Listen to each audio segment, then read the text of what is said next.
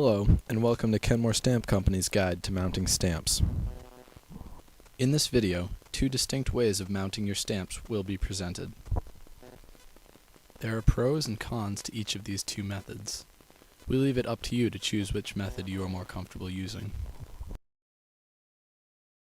First, wet a small portion on the back of the top of the mount. Affix the mount to your album page and let it sit until dry. By letting the mount dry completely before inserting a stamp, it reduces the chance that any excess moisture will damage the stamp.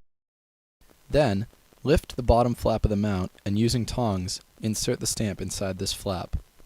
If done correctly, the stamp will now appear to be upside down and backwards.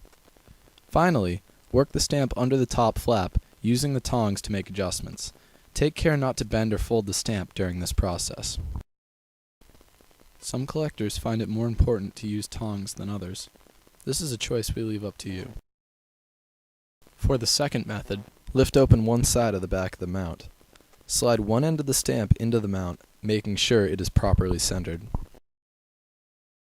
Then, lift the other side and carefully work the stamp completely into the mount.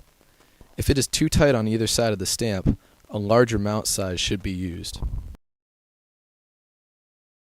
To attach your mounted stamp to an album, simply wet the top back portion of the mount and firmly press it onto the page.